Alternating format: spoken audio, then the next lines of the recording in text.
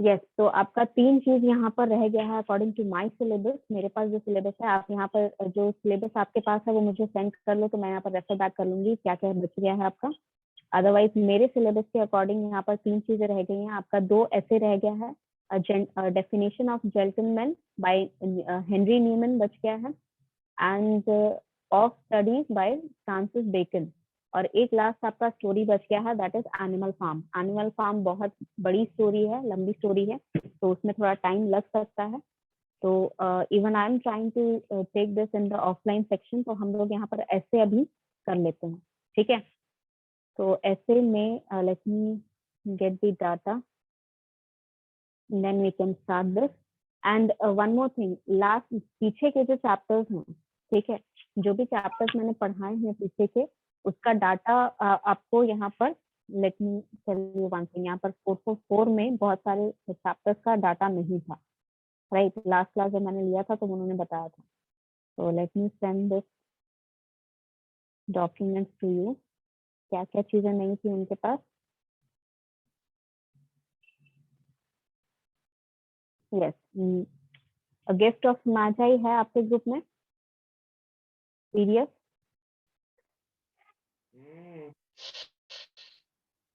A gift of Magi है आपके group में, check it students and tell me. No ma'am. नहीं है, चलिए ठीक है, तो मैं ये गिफ्ट ऑफ Magi पाया। Okay, work of art a million pound bank note मैंने भेज दिया था खुद से।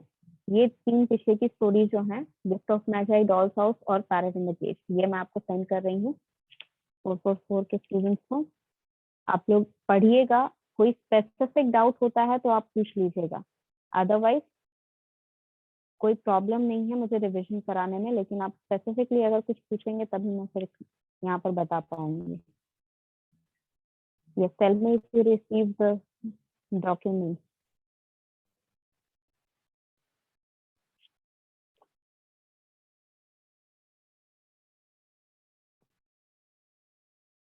Yes, तीनों डॉक्यूमेंट मैंने दोनों ग्रुप में भेज दिया है, 445 का, सॉरी 444 में। 445 में ऑलरेडी सारे डॉक्यूमेंट्स गए हुए हैं। तो let me start this today. आज yes.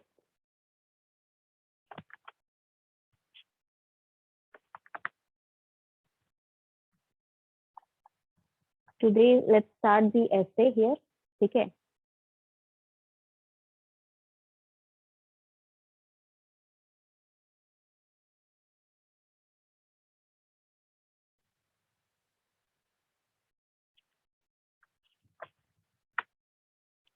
Definition of gentleman by Newman Henry.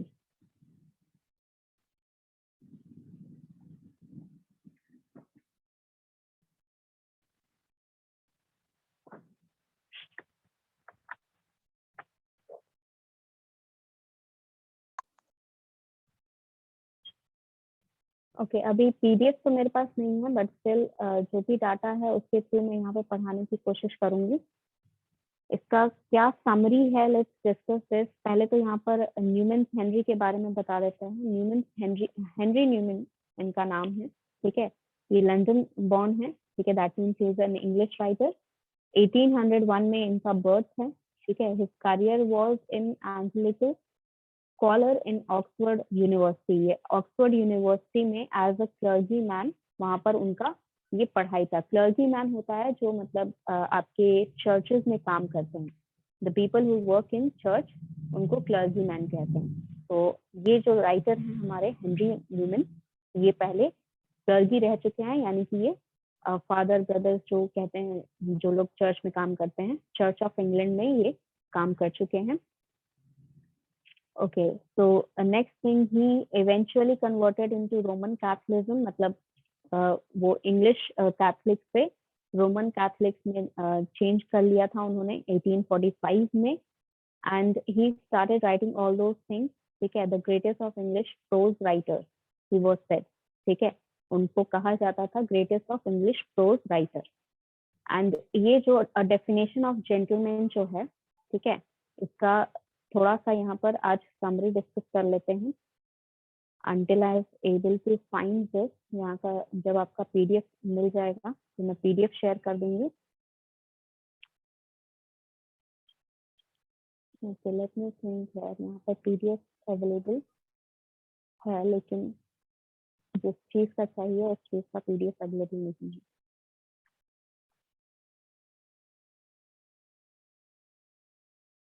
Okay, let me just share this and discuss this. इसको डिस्कस कर लेते हैं, उसके बाद फिर नेक्स्ट क्लास में PDF शेयर कर लेंगे तो हम लोग स्टार्ट कर सकते हैं पढ़ना. Yes, let's discuss a few of this summary. ठीक है, यहाँ पर समरी में बहुत कुछ लिखा हुआ है. समरी में क्या क्या चीजें लिखी गई हैं, let's discuss here. Definition of gentleman का मतलब ये है कि आपका जो डेफिनेशन है, एक जेंटलमैन किसको कहते हैं. Yes, I will send this syllabus, let me just check here. तो यहाँ पर आपका जो भी डेफिनेशन रहता है, मतलब एक जेंटलमैन आप किसको कहेंगे, उस चीज के ऊपर ये डिस्कशन किया गया है. एग्जैक्टली यहाँ पर क्या बताया गया है. It is almost the definition of gentleman to say he is one who never inflicts pain. मतलब जो पेन नहीं देता है. inflict मतलब जो किसी को पेन देना, ठीक है, या फिर किसी के ऊपर कुछ ऐसा करना जिससे उनको पेन हो. तो डेफिनेशन ऑफ जेंटलमैन में ये बताया गया है कि वो पर्सन या वो मैन जो है, जेंटलमैन तब बनेगा जब वो किसी को पेन नहीं दे रहा. ठीक है, ये जो डिस्क्रिप्शन है ये बहुत ही ज्यादा एक्यूरेट है. ठीक है, तो ये सारी चीजों के बारे में हम लोग यहाँ पर बात करेंगे कि जो हमारा यहाँ पर स्टोरी रहेगा या जो भी यहाँ पर ऐसे में लिखा रहेगा कि यहाँ पर ऑक्यूपाइड क्या है, कि उसको क्या क्या क्या चीजें यहाँ पर बताई गई हैं. He is mainly occupied in merely removing the obstacles. मतलब सिर्फ जो ऑब्स्टिकल्स हैं उनको रिमूव करना है, which hinders the free and unembarrassed actions of these about him. उसके जो भी embarrassing actions हैं, ठीक है, जो भी free actions हैं उनको जो भी हिंडर करना मतलब रुकावट डालना. ठीक है, रुकावट डालने वाली चीजों को ऑब्स्टिकल कहते हैं. Do not make confusion between those things. मतलब होता है रुकावट करना. ठीक है, उस प्रोसेस को जिसकी वजह से आप रुक जाते हैं, कोई काम नहीं कर पाते हैं, उसको हिंडर करना कहते हैं. और जिस चीज से आप नहीं कर पाते हैं, कोई काम रुकावट कर रहे हैं, वो आपका ऑब्स्टिकल रहता है. किस चीज में ऑब्स्टिकल? अनएम्बैरेस्ड एक्शन. एम्बैरेस का मतलब होता है जिससे आप शर्मिंदा हो रहे हैं. तो अनएम्बैरेस्ड मतलब जो से आप शर्मिंदा नहीं हो रहे हैं, वो एक्शन जो हैं उनके जो भी ऑब्स्टिकल्स हैं वो फ्री हो जाएं. Now he concurs with their movements rather than take initiative himself. ठीक है, वो दूसरों को काम करने देते हैं instead of taking all the things himself. और जो भी पर्सन है, अगर वो खुद से ही सारे काम करेंगे, तो यहाँ पर दूसरों को मौका नहीं मिलेगा इनिशिएटिव लेने का. तो वो जेंटलमैन तभी कहलाएगा, वो पर्सन, वो जो मैन है वो जेंटलमैन तभी कहलाएगा जब वो दूसरों को मौका देते हैं आगे बढ़ने का, काम करने का. Understood? His benefit may be considered as parallel to what are called comforts or convenience in arrangements of a parallel nature. ठीक है, मतलब उनके जो बेनिफिट्स होते हैं, ठीक है, his benefit मतलब उनके जो भी बेनिफिट्स रहेंगे, ये क्या कंसिडर करते हैं, किस चीज को कंसिडर करते हैं? ये कंसिडर करते हैं पैरेलल चीजों का, कंफर्ट और कन्वीनियंस. यानी कि आपकी जो भी कंफर्ट्स हैं, जो भी चीजें यहाँ पर कंफर्टेबल आपको लग रही हैं, उन सभी चीजों को यहाँ पर उनको कंसिडर किया जाता है. उनको यहाँ पर कंसिडरेशन में लेकर जो भी पर्सनल नेचर है उसका, अरेंजमेंट का, ठीक है, उसे कंफर्ट और कन्वीनियंस दोनों चीजों में पैरेलल किया जाता है. यानी कि कंफर्टेबल भी होना चाहिए और कन्वीनियंट भी होना चाहिए. कन्वीनियंस का क्या डिफरेंस हो गया दोनों में? कंफर्टेबल मतलब कि आप कंफर्टेबल हैं वो काम करने में, या आप वो काम कर सकते हैं. कन्वीनियंट मतलब बहुत आसानी से हो जाना. ठीक है, कन्वीनियंट का मतलब होता है बहुत आसानी से हो जाना.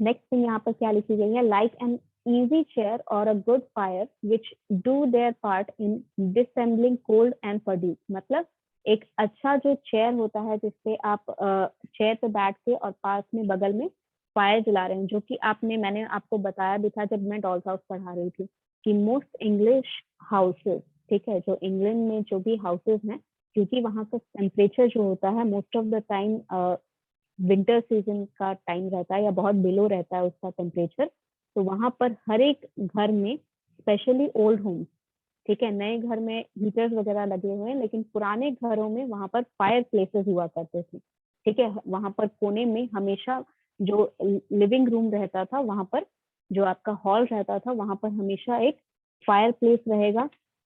बेडरूम्स में भी लगाए जाते थे, ठीक है। हर जगह हर रूम में एक फायर प्लेस रहेगा जहाँ पर आग जलाई जाती है, ताकि ठंड ठंड के टाइम में बहुत ज्यादा परेशानी ना हो, घर में वो आराम से काम कर पाए। तो यहाँ पर फायर प्लेस के पास बैठ कर आप कंफर्टेबली किसी चेयर पर बैठ जाते हैं, तो उससे आपका थकान मिट जाता है, आपको ठंड नहीं लगती है। उसी तरह कोई भी आप अरेंजमेंट करते हैं तो वैसा ही रहना चाहिए कि आपको परेशानी कोई नहीं हो।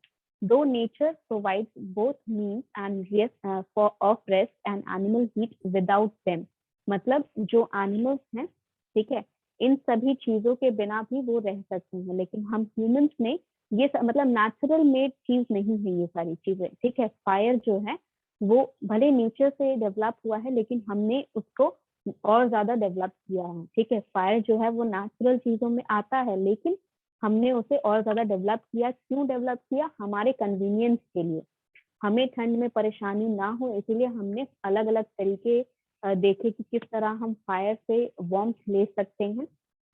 तो ये सारी चीजें जो हैं, ये कंफर्ट चीजें जो हैं, हमारे कंफर्ट के लिए जो चीजें बनाई गई हैं, ये हमने खुद बनाई है, नेचर ने प्रोवाइड नहीं किया है, ये खुद हमने बनाई है।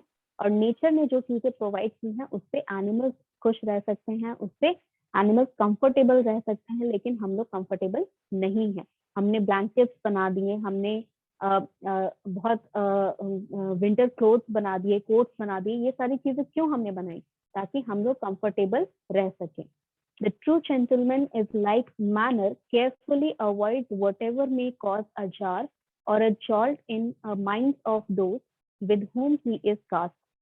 Avoid manner मतलब आपका इस तरह, मैनरिज्म मतलब समझ गए हो, ठीक है। मैनरिज्म मतलब किस तरीके से आप कुछ भी काम कर रहे हो, किससे बिहेव कर रहे हो। तो ये सारी चीजें बहुत केयरफुली आपको मैनर बिहेव करना है लोगों से, इस इतना केयरफुल रहना है।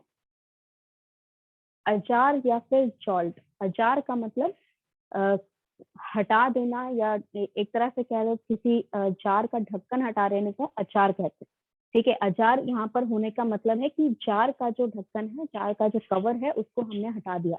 तो अजार ना हो यानी कि गिरे ना, या मतलब यहाँ पर कुछ भी डिस्टर्बेंस क्रिएट ना हो, एक तरह से बोलना ये चाह रहा है। अजार हो चाहे जॉल्ट हो, इसका मतलब कि कोई भी डिस्टर्बेंस क्रिएट ना हो उन लोगों के माइंड में जिनके साथ उन्हें कास्ट किया गया है। कास्ट यानी कि जिनके साथ उन्हें रखा गया है, या जिनके साथ उन्हें रहना है। मान लीजिए आप वर्क कर रहे हैं किसी के साथ, तो आप उनके साथ इस तरह मैनरिज्म आपका रहेगा। अगर आप ट्रू जेंटलमैन हैं तो आपका मैनरिज्म ऐसा रहेगा कि उनके माइंड में आपके अगेंस्ट कोई भी नेगेटिव थॉट्स नहीं आएंगे, कोई भी थॉट ऐसा नहीं आएगा जो आपके अगेंस्ट हो। और आप जो है वहां पर स्मूथली उनसे कोई भी काम अगर करवाना होगा, या अगर आपको हेल्प चाहिए, तो वो आप आराम से करेंगे, ताकि आपका कोई भी डिस्टर्बेंस क्रिएट ना हो उनके माइंड में आपके लिए, ठीक है। कोई भी नेगेटिव थॉट्स उनके माइंड में आपके लिए नहीं आए, ठीक है। ही इज कास्ट का मतलब समझिए यहाँ पर जो लोग उनके साथ हैं। ऑल क्लैशिंग ऑफ ओपिनियन और collision of feelings. Clashing of opinions मतलब अगर आपका ओपिनियन किसी के साथ नहीं मिल रहा है। ओपिनियन मतलब क्या होता है कि मैं किसी चीज के बारे में क्या सोचती हूँ, ठीक है। मान लीजिए मुझे कोई फ्रूट है वो नहीं पसंद है, तो जरूरी नहीं है कि जिस पर्सन को वो फ्रूट पसंद है, मुझे उससे झगड़ा ही करना है। मुझे नहीं पसंद, दैट इज माई ओपिनियन। उसे पसंद है, वो उसका ओपिनियन है। तो क्लैशिंग ऑफ ओपिनियन नहीं होना चाहिए। कोलिजन ऑफ फीलिंग्स, फीलिंग्स मतलब अगर मैं किसी चीज के बारे में बुरा लग गया मुझे, या कोई भी कुछ कह रहा है, मजाक कर रहा है, तो उससे फीलिंग्स मेरे जो भी हैं उससे कोलिजन नहीं होना चाहिए, यानी कि जरूरी नहीं है कि मुझे अगर किसी पे गुस्सा आ रहा है तो मुझे उस पर कोई एक्शन लेने की हमेशा जरूरत नहीं होती है। कभी कभार आपको एक्शन लेना पड़ता है, लेकिन हर जगह आपको एक्शन लेने की जरूरत नहीं है। थोड़ा सा रिस्ट्रेन करना है अपने आप को, सस्पिशियस नहीं होने चाहिए। ऐसा नहीं होना चाहिए कि आपके बारे में इतना वो गलत सोच रहे हैं कि कोई भी अगर गलत काम हो रहा है तो वो आप ही का इल्जाम लगाएं। ठीक है। ग्लूम यानी कि ग्लूम का मतलब होता है जब आप बहुत ही उदास मन लेके रहते हैं, या फिर आपके बारे में बहुत ही नेगेटिव, मतलब ये नहीं कि वो परेशान करता है, नेगेटिव मतलब ये कि वो नहीं कर सकता, अरे उससे नहीं होगा, वो हमेशा बात नहीं करता है किसी से, इस टाइप का जो बिहेवियर रहता है, रिक्लूस एक तरह से। ठीक है। सबसे हटकर उदास रहना, शांत रहना, ये सारी चीजें को ग्लूम कहते हैं। और रिजेंटमेंट, रिजेंटमेंट मतलब कि आपके अगेंस्ट किसी के दिमाग में अगर कुछ बैठ गया है। ठीक है। फॉर एग्जाम्पल, आपने किसी से झगड़ा किया, तो instead of forgiving that person, और दैट पर्सन आपको फॉरगिव कर दे, इसके बजाय आपने ये दिमाग में बैठा लिया है कि वो जो भी पर्सन है उससे हम अच्छा नहीं समझते हैं। मतलब एक तरह से आप कह सकते हो कि मतलब आपने उसके अगेंस्ट एक ओपिनियन फॉर्म कर लिया है रिजेंटमेंट का। ठीक है। और वो हट नहीं रहा है। ठीक है। आप उसे पसंद नहीं करने लगे, एक बार झगड़ा हुआ उसके बाद से आप कभी उससे बात ही नहीं किए, आप उसमें मतलब आपस में आपने उस झगड़े को रिजॉल्व नहीं किया, तो आपका एक फीलिंग, म्यूचुअल फीलिंग हो जाता है रिजेंटमेंट का। ना वो आपको पसंद करेंगे, ना आप उनसे जाके बात करते हैं, ना आप उनको पसंद करते हैं। तो his great concern being to make everyone at their case and at home। ठीक है। मतलब अगर आप ट्रू जेंटलमैन हैं तो ये आपका काम है कि अगर आपके सामने कोई बात कर रहा है, चाहे वो मेल है चाहे वो फीमेल है, आप उनसे इस तरह बिहेव करेंगे। और आपका मेन कंसर्न, यानी कि सबसे जरूरी चीज जो आपके लिए है बात करते वक्त, वो ये है कि आप उन्हें सेफ फील कराएं, आप उन्हें मतलब इस तरह बिहेव करें उनके साथ कि उन्हें आपसे बात करने में परेशानी ना हो, और उन्हें ऐसा ना लगे कि आप बाहर जाके किसी से बात कर रहे हैं, मतलब बाहरी नहीं है, घर के व्यक्ति हैं, फैमिली हैं या फ्रेंड हैं, इस तरह से उनको फील हो। Alright, yes. तो यहाँ तक हो गया। He has his eyes all on all his company, मतलब जितने भी कंपनी, मतलब यहाँ पर ऑफिस का बात नहीं किया जा रहा है, कंपनी मतलब वो लोग जो साथ में बैठे हैं। ठीक है। तो जितने भी लोग आपके साथ बैठे हैं उन सभी पर आपकी आईज रहती है, मतलब आप उन सभी के साथ आई कांटेक्ट मेंटेन करेंगे, कॉन्वर्सेशन मेंटेन करेंगे। अगर कोई पूछ रहा है तो आप जेंटली उन्हें रिप्लाई करेंगे। ठीक है। अगर कोई मजाक उड़ा रहा है या कोई भी गलत चीज कह रहा है तो आप बहुत आराम से उस चीज से पीछे हट जाएंगे, लड़ाई नहीं करेंगे, बहुत ग्रेसफुली वहां से आपको हट जाना है, या फिर उस पर्सन का जो जवाब है या तो नहीं करना है, या फिर करना है तो बहुत आराम से इस तरह करना है कि वो दोबारा आपका मजाक भी नहीं उड़ाए और आपके बारे में कोई भी नेगेटिव चीज ना बोल पाए। ठीक है। He is tender toward bashful, मतलब अगर कोई बैशफुल है, बैशफुल मतलब कि आपको मान लीजिए बार बार आपके अगेंस्ट कुछ ना कुछ बोल रहा है या किसी और के भी अगेंस्ट कुछ ना कुछ बोल रहा है, तो आप बहुत आराम से उसे शांत करा देंगे।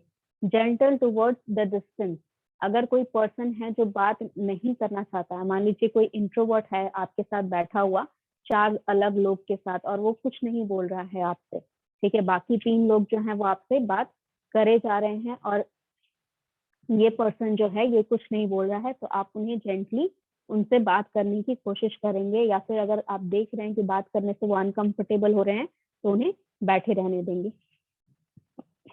And merciful towards the absurd, जो अब्सर्ड, अब्सर्ड मतलब बेचीदा चीजें। ठीक है। तो जो लोग बेचीदा चीजें या बेचीदा बात कर रहे हैं, ठीक है, कुछ ऐसा जो जिसका कोई सेंस नहीं है, कुछ ऐसा जो बाकी लोगों को लगता है कि वो सही नहीं है लेकिन वो बोल नहीं पा रहे हैं, तो आप मर्सीफुली, मर्सीफुली मतलब जरूरी नहीं है कि जो सामने वाला बोल रहा है उसे डांट दे या उसका भी मजाक उड़ाना शुरू कर दे, बहुत आराम से आप उन्हें शांत करा देंगे कि ये चीज करना गलत है, आपको ये चीज नहीं बोलनी चाहिए। ठीक है। He can recollect to whom he is speaking he guards against unseasonable allusions or topic which may irritate. अब यहाँ पर है कि जो लोगों ने आपसे बात किया, ठीक है, मान लीजिए 4 लोग 5 लोग आपसे बात कर रहे हैं, तो उन लोगों ने जो भी बात कही आप ध्यान से सुनेंगे, ठीक है, और उसे एक तरह रिकलेक्शन में रखेंगे। मान लीजिए कुछ ऐसा कहा किसी ने, 5 लोग 4 लोग जो बात कर रहे हैं उसमें से किसी ने ऐसा कहा कि एक पर्सन को हॉकी बहुत पसंद है, आपका एक नया दोस्त बना जिसको पसंद है हॉकी खेलना या जिसको हॉकी में बहुत ज्यादा इंटरेस्ट है, तो जब भी आप उस पर्सन से नेक्स्ट टाइम मिलेंगे आप उससे हॉकी में कुछ ना कुछ हॉकी के बारे में बात करेंगे, ताकि बात करने में उसे बहुत ज्यादा आसानी हो, क्योंकि एक कंफर्टेबल टॉपिक्स होते हैं किसी चीज के, ठीक है, हर पर्सन के लिए एक टॉपिक ऐसा होता है जिससे तो वो बहुत ज्यादा बात कर सकता है, ठीक है, चाहे वो इंट्रोवर्ट हो चाहे वो एक्सट्रोवर्ट हो। एक्सट्रोवर्ट के लिए तो कोई भी टॉपिक हो वो बात कर सकते हैं, लेकिन स्पेसिफिकली इंट्रोवर्ट के लिए भी कुछ स्पेसिफिक टॉपिक्स होते हैं जिसपे वो लोग बहुत ज्यादा बात कर सकते हैं। तो जब भी आपसे कोई भी लोग बात कर रहे हैं तो उन बातों पे ध्यान रखिए और कोई एक स्पेसिफिक टॉपिक जो भी उन्होंने बात किया है उसको दिमाग में रखिए, और जब भी नेक्स्ट टाइम उनसे मिल रहे हैं तो उन्हीं टॉपिक्स पे आप बात छेड़ेंगे, टॉपिक उठाएंगे वही सारा बात करने के लिए, ताकि उन पर्सन को लगे कि आपने उनकी बात सुनी थी और वो पर्सन आपके साथ आराम से बात कर पाए। Understood? He guards against unseasonable allusion. Unseasonable allusions मतलब कोई भी ऐसी चीज आप नहीं मानेंगे। अगर मान लीजिए किसी ने कह दिया कि अरे ये जो है पर्सन, मतलब जैसे किसी ने गॉसिप करने की कोशिश की आपसे, तो आप वो सारी चीजें नहीं सुनेंगे, ठीक है, उससे नहीं बोलने देंगे या फिर नहीं सुनेंगे, या सुन लिए तो किसी और को बताएंगे नहीं, ठीक है। एल्यूजन मतलब वो चीजें होती हैं जो स्पेसिफिक, जिनका प्रूफ नहीं होता है, जो सिर्फ किसी के दिमाग में चल रही हैं और किसी ने बस फॉरवर्ड कर दिया आपको, तो वो सारी चीजों के अगेंस्ट आप या तो आप वहां से हट जाएंगे या फिर बहुत पोलाइटली वहां से सुन के अपने पास ही रख लेंगे, उस पर रिएक्ट नहीं करेंगे। और टॉपिक्स विच में इरिटेट, जो टॉपिक्स आपको इरिटेट कर रहे हैं, मतलब मान लीजिए कुछ ऐसी बात हो रही है जो आपको बिल्कुल भी पसंद नहीं है, तो उससे रिलेटेड अगर कुछ बात हो रही है तो उसके बावजूद आप वहां पर परेशान नहीं होंगे, चुपचाप सुन लेंगे या फिर वहां से बहुत शांति से हट जाएंगे, ठीक है, बहुत आराम से एक्सक्यूज करके हट जाएंगे। He is seldom prominent in conversation. Prominent मतलब आप कॉन्वर्सेशन को कभी लीड नहीं करेंगे। अगर आप जेंटलमैन हैं तो आप दूसरों को कॉन्वर्सेशन लीड करने देंगे, यानी कि दूसरों को बात करने देंगे, आप बहुत ज्यादा खुद बात नहीं करेंगे। अगर मान लीजिए 4-5 लोग बैठे हैं और वो आपस में बात नहीं कर रहे हैं, तो ये आपका रिस्पॉन्सिबिलिटी है कि आप कोई ऐसा टॉपिक निकाले जिससे लोग बात करना स्टार्ट कर दे, लेकिन आप बहुत ज्यादा बात नहीं करेंगे, आप दूसरों को अपनी बात रखने देंगे। प्रोमिनेंट होना यानी कि प्रोमिनेंट का मतलब होता है कि आप वहां पर मतलब आप ही बहुत ज्यादा वहां पर शाइन कर रहे हैं, आप ही बहुत ज्यादा वहां पर बोले जा रहे हैं, आप ही सिर्फ बात कर रहे हैं, आप ही सवाल कर रहे हैं, आप ही जवाब कर रहे हैं, इस तरह का मेजॉरिटी आपको नहीं दिखाना है, ठीक है। आपसे अगर बात करना है तो बहुत आराम से आप कोई बात बोलेंगे और दूसरों को अपनी बात करने देंगे। And never very some, very some मतलब परेशान नहीं होंगे, ठीक है, वेरी मतलब वरी करना, तो वेरी सम मतलब परेशान होना, वो सिचुएशन आपके साथ कभी भी नहीं होगा if you are a gentleman. He makes light of favour while he does them, ठीक है, मतलब आप अगर किसी को फेवर करते हैं, फेवर यानी कि मान लीजिए कि किसी कोई आपके ऑफिस में एक पर्सन है जिसको एक दिन के लिए कहीं जाना था, बहुत अर्जेंट था, तो आपने उनकी हेल्प कर दी, उनका जो काम बचा हुआ था वो आपने कर दिया। This is called favour. Favour मतलब आप किसी का कुछ काम कर रहे हैं ताकि उसकी हेल्प हो जाए, ठीक है। तो आप अगर फेवर कर रहे हैं तो उसे आप लाइटली ट्रीट करेंगे, यानी कि उसको बहुत ज्यादा इंपॉर्टेंस नहीं देंगे, और उसको लेकर या मतलब कुछ लोग ऐसे होते हैं जो ब्लैकमेल एक तरह से करते हैं कि मैंने तुम्हारा ये काम किया था, तुम भी मेरा ये काम कर दो, इस तरह का हरकत जो है एक जेंटलमैन कभी भी नहीं करता है। अगर आपने कोई फेवर किया है तो वो आप बहुत लाइटली ट्रीट करेंगे कि अच्छा ठीक है कोई बात नहीं, कर दिया तो that is all right, free थे इसलिए आपका काम कर दिया। And seems to be receiving when he is conference, ठीक है, मतलब जब आप कॉन्फ्रेंस में हैं जब आप लोगों से बात कर रहे हैं तो एक रिसीवर की तरह वहां पर रहेंगे। आप सिर्फ नॉलेज रिसीव कर रहे हैं, इंफॉर्मेशन रिसीव कर रहे हैं, और जब आपसे पूछा जाए कोई सवाल तो आप पोलाइटली आंसर करेंगे। He never speaks of himself except when compelled. मतलब आप अपने बारे में बहुत बातें नहीं करेंगे। जैसे बहुत लोग क्या होते हैं कि जब उनको बात करने के लिए, बोलने के लिए, अगर मान लीजिए आप किसी से मिलने जाते हैं तो सबसे पहले आप अपने बारे में बहुत सारी चीजें बताते हैं। तो ये चीज जो होता है जेंटलमैन कभी भी नहीं करता, ठीक है। According to the definition of gentleman, a gentleman never talks about himself. वो पर्सन जो है, वो मेन जो है, वो अपने बारे में बहुत ज्यादा बात नहीं करेंगे कि उनका बिजनेस अच्छा चल रहा है, उनकी इतनी सैलरी है, उनका इतना उन्होंने नया घर ले लिया, उन्होंने नया कार ले लिया। ये सारी चीजें आप मतलब एग्जैजरेट नहीं करेंगे अपने बारे में। अगर आपसे कोई पूछे कि हाँ आप क्या काम करते हैं, तो I work for this company और I work in this field, ठीक है। जब तक आपको कंपेल मतलब जब तक आपको पूछा ना जाए, आपको मजबूर ना कर दिया जाए, तो आप बहुत ज्यादा अपने बारे में नहीं बताएंगे। अगर आपसे पूछा गया कि आप क्या काम करते हैं, कैसा काम करते हैं, ये सारी चीजें whenever asked then you will reply, लेकिन अपने से आप नहीं बताएंगे। किसी से मिलने जा रहे हैं तो आप स्टार्टिंग में ही सब कुछ बता दे रहे हैं कि आई work for this and this, ये सारी चीजें नहीं बताएंगे। Next, never defend himself by mere retort। मतलब अगर आप पे किसी ने मतलब मान लीजिए कि आपने किसी ने इल्जाम लगाया है कुछ, या फिर आप पे किसी कुछ भी बोल रहे हैं आपके अगेंस्ट, तो आप सिर्फ रिटॉर्ट करके, रिटॉर्ट का मतलब होता है कि सिर्फ आप रिप्लाई कर रहे हो, प्रूफ नहीं दे रहे हो कि आप डिफेंड कर रहे हैं अपने आप को। तो आपको सिर्फ यहाँ पर ऐसा नहीं कि खाली खाली बात बोल के आप अपने आप को डिफेंड कर रहे हैं। मान लीजिए कि आपको अगर एक्यूज किया जा रहा है किसी चीज के लिए, अगर मान लीजिए आपको स्टीलिंग के लिए एक्यूज किया गया, स्टीलिंग तो बहुत बड़ी बात होगी, छोटी सी चीज लेते हैं कि एक रूमर फैल रहा है आपके आसपास, आपके फ्रेंड्स में या आपके कंपनी में, और उस रूमर को फैलाने का इल्जाम आप पे आया, ये रूमर जो है ये इस पर्सन ने फैलाया था। तो इंस्टेड ऑफ रिटॉर्टिंग मतलब ये बोलना कि नहीं मैंने नहीं किया था, तुम्हें कैसे पता मैंने किया था, ये वो, इस तरह बोलने से अच्छा है, इस तरह कोई जेंटलमैन अपने आप को डिफेंड नहीं करता। आप डिफेंड कैसे करेंगे?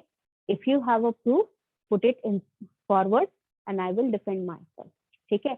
आप सीधा बात यही कहेंगे कि अगर आपके पास कोई प्रूफ है तो आप बता दीजिए, otherwise I will give proof. If you want from my side, आपको मैं हेल्प कर दूंगा इन्वेस्टिगेट करने में, but I did not do this, that is all, ठीक है। आप रिटॉर्ट नहीं करेंगे, मतलब आप उनको डायरेक्टली जाके ऐसा नहीं बोलना शुरू कर देंगे कि अरे तुम्हें कैसे पता, तुम ऐसा क्यों बोल दिए मेरे अगेंस्ट, ये वो, इस तरह का रिटॉर्ट आप नहीं करेंगे। Next, he has no ear for slander और गॉसिप। मतलब गॉसिप के लिए आपके पास लिटरल अगर मीनिंग लिया जाए तो आपके पास कान नहीं है, मतलब आप कोई भी गॉसिप बर्दाश्त नहीं करते हैं, कोई भी गॉसिप नहीं सुनते हैं। Understood? Is cultures in imputing motives to those who interfere him। मतलब आप जो है नए नए तरीके से या फिर बहुत अच्छे अच्छे तरीके से उन लोगों को हटा देते हैं अपनी लाइफ से जो आपको इंटरफेयर कर रहे हैं, ठीक है, जो आपके सक्सेस में इंटरफेयर कर रहे हैं, या जो भी आपका मोटिव है उसमें इंटरफेयर कर रहे हैं, तो बहुत आसानी से आप उनको अपनी लाइफ से दूर कर सकते हैं, ठीक है। And interpret everything for the best. मतलब आप उनको, अगर उनके अगेंस्ट आप कुछ भी मतलब अपने दिल में नहीं रखोगे। अगर आपके लिए कोई इंटरफेयर कर रहा है, कोई आपका इंटरफेरेंस बन रहा है, तो उसके अगेंस्ट आप अपने दिल में कुछ नहीं रखेंगे, आप वहां से हट जाएंगे और सोचेंगे कि ये सब जो भी हो रहा है ये अच्छे के लिए ही हो रहा है। Understood? he is never mean or little in his dispute। मतलब वो कभी भी मीन नहीं होता। मीन होने का मतलब क्या, कि आप किसी को परेशान कर रहे हो, आप किसी को बार बार बोल रहे हो, मजाक उड़ा रहे हो किसी का, या कुछ ऐसा बात कर रहे हैं जो कि आप मतलब किसी भी तरह का किसी का भी मजाक उड़ाना, ठीक है, या किसी को ऐसा कुछ बोल देना जिससे बहुत ज्यादा हर्ट हो किसी को, इस टाइप का चीज आप नहीं करेंगे, ठीक है। और little in his dispute, dispute मतलब झगड़ा करना। अगर आप झगड़ा कर रहे हैं तो आप छोटे नहीं बनेंगे। छोटे बनने का मतलब क्या, कि आप उसके साथ झगड़ा करना शुरू नहीं कर देंगे, आप आराम से वहां पर अपनी बात रखेंगे। अगर सामने वाला समझ रहा है तो ठीक है, नहीं तो आप वहां से हट जाएंगे। ठीक है। Never takes unfair advantage, unfair advantage नहीं लेंगे। मान लीजिए कोई मजबूरी में आपसे हेल्प मांग रहा है तो आप उसकी मजबूरी का फायदा नहीं उठाएंगे। ठीक है, आप वहां पर उसकी हेल्प कर देंगे, और ज्यादा अगर कर सके तो और ज्यादा हेल्प करेंगे, लेकिन आप वहां पर एडवांटेज नहीं लेंगे उसका। ठीक है। Even though if you can get a lot of thing out of that, अगर आप बहुत ज्यादा चीज कमा सकते हैं, मान लीजिए कोई किसी का एडवांटेज लेके कुछ पैसा कमा सकते हैं, तो ये काम कोई जेंटलमैन कभी नहीं करेगा। अंडरस्टूड। नेवर मिस्टेक पर्सनालिटी और शार्प पेन फॉर आर्ग्यूमेंट। अगर किसी की पर्सनालिटी इस तरह की है कि वो अपनी बात रखने से नहीं छूट सकता है। ठीक है, मतलब वो हमेशा अपनी बात रखेगा ही रखेगा। वो जो भी पर्सन है वो हमेशा अपने पास अपनी बात रखेगा। तो ये चीज जो है ये पर्सनालिटी में होती है किसी चीज को, तो इस चीज को लेकर आप कभी भी आर्ग्यूमेंट नहीं करेंगे। ठीक है। अगर किसी की पर्सनालिटी अगर इस टाइप की है कि वो बहुत कॉन्फिडेंट हैं या बहुत ज्यादा कमांडिंग है, ठीक है, कुछ लोग होते हैं जिनको कमांड करने की आदत होती है, तो इस चीज को आप आर्ग्यूमेंट में नहीं बदलेंगे। यू विल अंडरस्टैंड कि ये पर्सन जो है इसका पर्सनालिटी ऐसा है, तो आप उसी तरीके से उसको हैंडल करेंगे। ठीक है। अगर किसी ने शार्प सेइंग का मतलब होता है कि अगर उसके बोलने का तरीका थोड़ा सा तीखा है, यानी कि वो तुरंत एकदम जवाब कर देता है अगर कुछ गलत करो तो इस चीज को वो उसकी पर्सनालिटी है, आप उसको लेकर आर्ग्यूमेंट नहीं करेंगे या फिर उसको लेकर उसे ऐसा नहीं बोलेंगे कि आप कर रहे हो जो गलत है। वो उसकी पर्सनालिटी है, वो वैसा ही है वो इंसान। तो आप उसे ऐसा नहीं कह सकते हो कि हाँ अगर कुछ मतलब अगर किसी की गलती निकाल दे रहा है वो तुरंत, या किसी को बोल दे रहा है कि आप गलत कर रहे हैं, तो ये एक्चुअल में गलती निकालना तो कोई बुरी बात नहीं है, तो ये उसकी पर्सनालिटी है कि वो चुप नहीं रह सकता। ठीक है। तो इस चीज को लेके आप आर्ग्यूमेंट नहीं करेंगे। और insinuate evil when he is which he dare not say out loud। मतलब कि अगर आप इंसिनुएट करना का मतलब होता है कि अगर किसी ने कुछ ऐसा कर दिया या कोई कुछ काम ऐसा कर रहा है जो आपको लग रहा है कि मतलब अलग है या कुछ डिफरेंट है, तो आप उसको ईवल नहीं करेंगे। ईवल का मतलब उसको डेंजरस नहीं बोलेंगे, उसको ऐसा नहीं करेंगे कि ये बहुत ज्यादा गलत कर रहा है, मतलब बिना वजह, ठीक है, बिना किसी लॉजिकल आर्ग्यूमेंट के आप किसी को भी गलत नहीं ठहरा सकते, किसी सकते हो। और सामने से इस तरह किसी को भी आप ऐसा नहीं बोलोगे कि आप गलत कर रहे हो या आप ऐसा कर रहे हो वैसा कर रहे हो, इस तरह का रिटॉर्ट आप नहीं करोगे। ठीक है। For a long sighted student he observes the maximum of ancient sage that we should not conduct several towards ourselves towards our enemies as if he were one day to be our friend।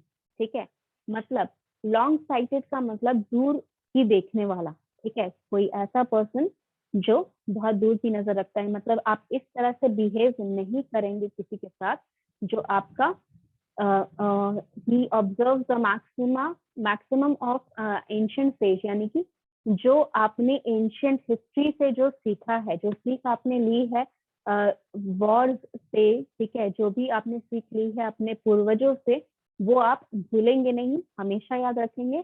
और कभी भी इस तरह behave नहीं करेंगे कि आपका जो भी एनिमी है, ठीक है, आपका जो एनिमी है या आपका जो भी दुश्मन है वो एक दिन आपका दोस्त बन जाए। ठीक है। that we should ever conduct ourselves towards our enemy as if he were one day to be our friend। ठीक है, मतलब वो हमारे फ्रेंड बनने की कोशिश कर रहा है, लेकिन हम उसे फ्रेंड की तरह कभी भी ट्रीट नहीं करेंगे, वो हमारा एनिमी है। तो एनिमी का मतलब ये नहीं कि आप उसमें दुश्मनी निभाओगे, एकदम झगड़ा करोगे, ये वो वैसा नहीं। दुश्मनी को या दुश्मनों को हमें साथ रखना होता है ताकि हम प्रोग्रेस कर सके। जो हमें क्रिटिसाइज कर रहा है, जो हमें परेशान कर रहा है, वो हमारी गलतियां निकाल रहा है, तो हम उस गलती को सही करेंगे और सही करके आगे बढ़ेंगे। ठीक है, ये कहावत है ना कि हमें अपने दुश्मनों को पास रखना चाहिए दोस्तों से ज्यादा। तो यही कहावत जो है वो कह रहा है कि हमारे जो पुराने पूर्वज कह के गए हैं या पुराने पूर्वज झेल चुके हैं, उन चीजों से हम सीख लेंगे और हम यहाँ पर इस तरह बिहेव नहीं करेंगे कि हमारा जो एनिमी है वो हमारा दोस्त बन चुका है। मतलब हम दुश्मनों और दोस्तों में फर्क जानेंगे। ठीक है, कौन आपका फ्रेंड है, कौन आपका एनिमी है, इसमें आप डिफरेंस समझेंगे।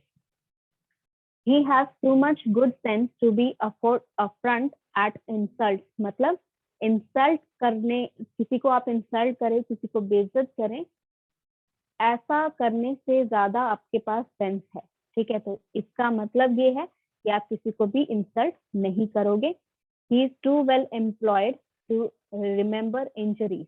अगर किसी ने आपका इंसल्ट किया भी है तो आप उसको याद नहीं रखोगे, आप उसको भूल जाओगे। ठीक है, या फिर आप उसको रिटॉर्ट नहीं करोगे, आप उसको वापस जब पलट के जवाब नहीं दोगे। He is too well employed, मतलब उसे इतना समझ है, उतनी समझदारी है, इतना उससे दुनियादारी की समझ है कि वो अपनी इंजरीज मतलब यहाँ पर फिजिकल नहीं, मेंटल इंजरीज है। अगर आपको इंसल्ट की गई है तो आप मेंटली इंजर्ड हुए हैं। ठीक है, दिस इज अ फैक्ट।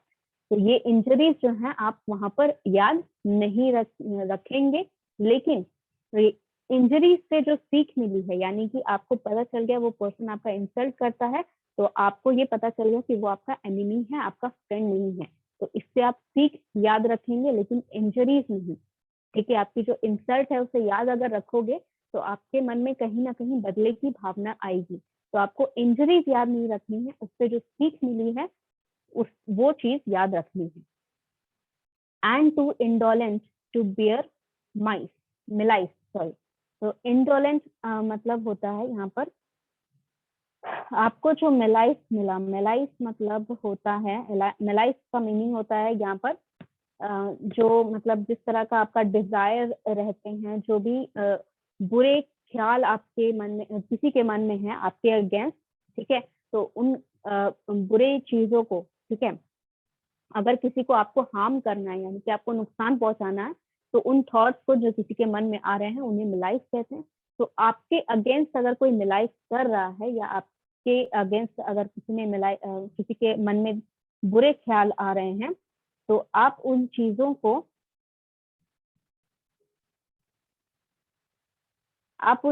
को अवॉइड करेंगे। ठीक है, आप उन चीजों को अवॉइड करेंगे, लेकिन ये चीज दिमाग में रखेंगे कि वो पर्सन जो है वो आपका इल चाहता है, तो हम उससे दूर रहेंगे या फिर हम उसके तरफ ध्यान देंगे कि वो हमारा बुराई ना कर सके, वो हमारा कुछ बुरा ना कर सके, लेकिन आप वहां पर रिएक्ट नहीं करोगे। ठीक है, उसको अवॉइड करने की कोशिश करोगे। He is patient. ठीक है, वो पेशेंट है, पेशेंट मतलब वो धैर्य रखने वाला है। फॉर बेयरिंग, ठीक है, and resigned on physiological principle. He submits to pain because it is inevitable. Forbearing का मतलब होता है जो आगे की सोचता है, जो आगे की देखकर काम करता है। Resigned मतलब उसने अपना जो भी मतलब आप जो भी काम करते हैं उसका रिजल्ट के लिए आप परेशान नहीं करते हैं, किसी को रिजल्ट के लिए आप परेशान होते नहीं हैं। वो चीज आपने रिजाइन कर दी है, अपने गॉड को या जो भी अपर पावर है उनको आपने दे दिया है कि मैं काम करूंगा, मेरा रिजल्ट आप देख लीजिए। फिलोसफिकल प्रिंसिपल्स मतलब उनके लाइफ में कुछ प्रिंसिपल्स होते हैं, कुछ वजूद होता है, कुछ रूल्स होते हैं जो आप फॉलो करते हैं, और वो पेन को सबमिट कर देता है। पेन को सबमिट करने का मतलब ये है कि अगर आपको तकलीफ हो रही है, अगर आपको किसी ने दुख पहुंचाया है, तो आप उससे लड़ेंगे नहीं। ठीक है, आप ये इग्नोर नहीं करेंगे कि नहीं नहीं वो मुझे दुखी नहीं कर सकता है, वो ऐसा मेरे साथ नहीं कर सकता है, या फिर ऐसा दुख नहीं होना चाहिए मेरी लाइफ में। नहीं, पेन आपकी लाइफ का इनएविटेबल है। जो चीज आप जिस चीज से आप बच नहीं सकते उसे इनएविटेबल कहते हैं। जो चीज होने से आप रोक नहीं सकते, जिस चीज से आप बच नहीं सकते, उसे इनएविटेबल कहते हैं। और ये जो पेन है ये आपकी लाइफ का सबसे बड़ा इनएविटेबल। आपकी लाइफ में चाहे एक इंसान हो, चाहे 1000 इंसान हो, कोई ना कोई आपकी लाइफ में आपको पेन हमेशा देगा। ठीक है, we are not talking about physical pain, we are talking about mental pain. ठीक है, आपको तकलीफ जो है, आपको परेशानियां जो है वो हमेशा आपकी लाइफ में आएंगी ही, तो आप उससे सबमिट कर दीजिए। आप ऐसा नहीं सोचिए कि मेरी लाइफ में कभी कोई परेशानी नहीं होगी, ये इनएविटेबल है, होना ही है, लेकिन आप उससे आगे बढ़ेंगे। ठीक है, to brave men because it is irreplaceable to death because it is his destiny. मतलब आप डेथ से और पेन से भागेंगे नहीं। ठीक है, आप उन चीजों पे ध्यान देंगे। ठीक है, कि आप उन चीजों से बच नहीं सकते। ठीक है ना, तो आप डेथ से बच सकते हैं, आपको एक ना एक दिन डेथ होना ही है, मरना ही है। और पेन आपकी लाइफ का कांस्टेंट रिमाइंडर है कि आपके साथ कुछ ना कुछ हो रहा है। आप जिंदगी अगर जी रहे हैं तो आपकी लाइफ में पेन होना जरूरी है, और उस चीज को लेकर आप ब्रेव बनेंगे। ठीक है, उस चीज से सीख लेंगे और अपनी लाइफ में आगे बढ़ेंगे। और जो इनएविटेबल डेस्टिनी है आपकी, जो आपकी किस्मत है कि आपको कहीं ना कहीं ये चीज मिलनी ही है, तो वो डेस्टिनी से आप वहां पर, आपको पता है कि वो चीज आपके लिए डेस्टिन है, और आप वहां से फाइट नहीं करेंगे, आप उसी रास्ते पे चलेंगे।